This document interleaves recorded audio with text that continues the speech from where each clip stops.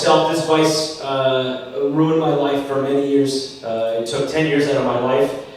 And it's 10 years that I don't think I'll ever get back. And my vice is white women. I am addicted to white women. I have been addicted to white women since the beginning of time, essentially. And I understand it's a very alternative point of view right now because white women are on their way out. But, I mean, like really white. Do you know what I mean? Like her idea of Chinese food is just chicken balls white. You walk by her, she smells like a finished basement. White woman. Right? Her parents have a craft room. White woman, my favorite. Right? I love white women. I could never get enough of them. I was like a sexual deviant for only white women. It was very weird. It was strange though. The only reason why I wanted a white woman in my life, the only reason, boiled down to this, the only reason why I wanted a white woman was because I knew that there was a good chance that she would have a cottage. That's really the only reason why. I'm not wrong, right? I mean, but see, that's the thing. I don't want to stand here and tell you that all white women have cottages. That's wrong. That's incorrect. Because not all white women have cottages. But what I am here to tell you, though, is a lot of white women have divorced parents, and that's 2 cottages that makes up for everybody who doesn't have them. It's okay, guys. We can laugh about it. It's not a real vice. It's just a preference. My God, I was at a show and this guy was addicted to white women. It's weird. I spent 4 years as a DJ at a strip club, and that caused problems with my sexuality. I'm halfway out of the closet. Toronto is a wonderful city. Here you could experience all kinds of wonderful things and explore things sexually. And I do like guys and girls, but I do like girls a little more than I like guys, right? And while I was working as a DJ at a strip club, I fell in love with a young waitress. I didn't want any of the strippers, not saying that strippers are bad people. It's just I knew all of them and they were monsters. Not all of the strippers are monsters in the world. I'm just some of the ones that I knew. Okay, so I didn't mean to get too deep into that. But I fell in love with this waitress, very wonderful person. She's one of those people that they remind you of Christmas morning. Do you know what I mean? Like you look into their eyes and they take you somewhere. And I met her at a strip club. At the moment, I was seeing somebody, and she was seeing somebody as well. But we were both equally unhappy.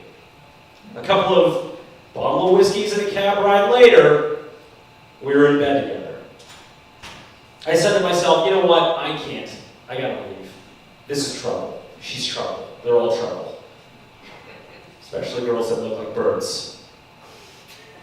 You know what I mean? Like white women with long necks and like sharp noses? There's something about, I don't know. It's because they're predictable, okay? They're just like birds. They're eventually gonna fuck off. I know! I've been hurt. Let me have that, okay? Fell in love with this woman, and we ended up... She left her boyfriend.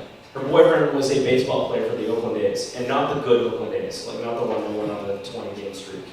Like, this guy was just a baseball player. She left him, I left mine, and we lived together in an apartment for like 2 years. And it was really, honestly, some of the finest moments in my life that I've ever had, even with this woman.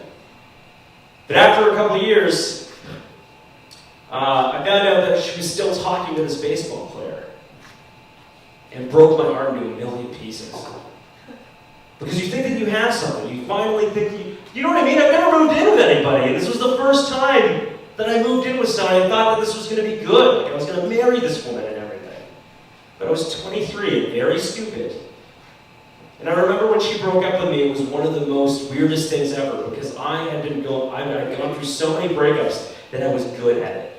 Like I was ready to just leave. So I went home that night after work. She said, we need to talk. Right? Got there, she's lying on the bed crying. And I asked her, like, is it over? She's like, I guess. And I said, you can't just say that. Like, you have to be like, is this really over? Like, you can't just say, yeah, I guess. Are you guessing that this is over, or is this over? Like, you know what I mean? Like, just say it's over, you know what I mean? And she eventually, she's like, yeah, I can't. So I said, fine. But here's the thing about these relationships is you get invested, right? You start trying to involve yourself in their life. And one of the things at the time that I was doing while I was seeing this woman, I was her father's music producer. I know, right? What a piece of garbage. A strip club DJ who produces music? This guy's trouble, right? So her dad was a very, very, very rich lawyer, and he didn't mind paying me a lot of money to do this stuff. And I was his client throughout the entire time that we were together. I was helping him, he was helping me. We had like a really good relationship. It was really nice. Everything was working out fine, and then we broke up. So you can imagine how awkward this is, right? I'm still working with this guy, and this is over. I move out, everything's good. It was one of those really good, clean relationships, like really good breakups where nobody's screaming. It's like, you suck, I suck, I'm gonna go over here, you're gonna go over there. It's cool. We didn't get in any arguments, we didn't hit each other, we didn't scream, no long-winded phone calls. It was just over. I moved out, and I let her live in the apartment for whatever. I paid the rent for her to stay there for however long she needed to. So after this breakup, I'm still working with her dad, and we have like a business meeting like about a week after this happens. A week after the breakup, I meet with her father. And I've got all of my other people who I work with next to me, and we're talking, and I'm like, oh God, I can't wait for this to be over so that I can leave and not talk to her, not talk to this guy about his daughter, right? The meeting ends, pack up my briefcase, I'm ready to go. He stops me, he's like, hey Joe, wait. I want to talk to you, man, about something. And here it is, right? I'm like, oh God, what did I do? What did this woman say to this guy, right? I didn't hit her, I didn't scream, it wasn't anything like that. And given where the world is right now, like, a girl can say anything about a guy, and he'd pretty much probably go to jail, right? And I was nervous as fuck. I'm sitting there like, oh God, please let this be just something that's not going to drag on forever. My work friends move on, he just gets me alone, and he sits me down in his $1 million living room. This chandelier above his couch is bigger than anything I've ever owned. Do you understand? Like, it was all mirrors. It was a mirrored chandelier. I'm looking at this thing, I'm like, this could crush me, for sure. He sits me down in his $1 million living room. He's got a 3-piece suit on, he sits down, and he looks me dead in the eyes, and he says, Joey,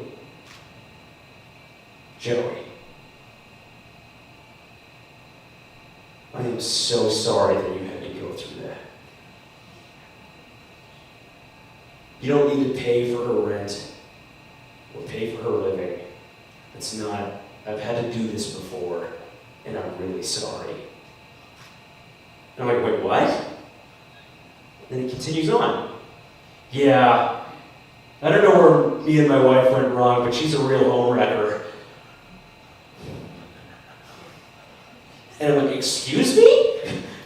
Yeah, I don't know what's going on with this girl. Either way. And he reaches into his jacket pocket and he does something that I don't think I've ever seen in my life.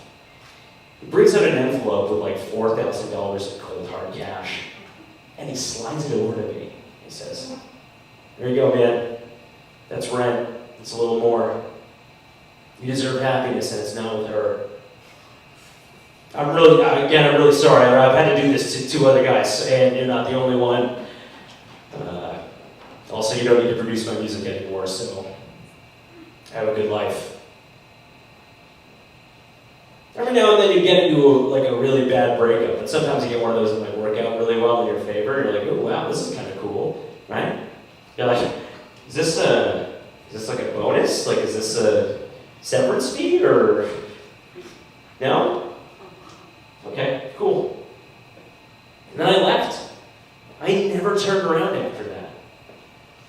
I don't know what I'm trying to tell you with this story, besides that I'm addicted to white women, and a lot of them have a lot of money, and you should try and get most of it before it's too late. But I guess what I'm trying to tell you is those people who are going to help you, those people who are going to extend their hands, you're going to find in the weirdest places. The first person who gave me a job as a stand-up comedian met me drunk at a urinal in a bathroom. he heard a joke that I said, and he said, "You're really funny, man. Let me take your number." And I was drunk too, and I gave him my number. I gave him my number, drunk as fuck, in a urinal. But a year later, that man called me and hired me to work for his comedy club. What I want you to do, guys, from now on is give me all of your money. No. Keep your ears open, everybody, and give everybody a chance, because you never know who's going to help you out when you need it the most. Thanks, everybody.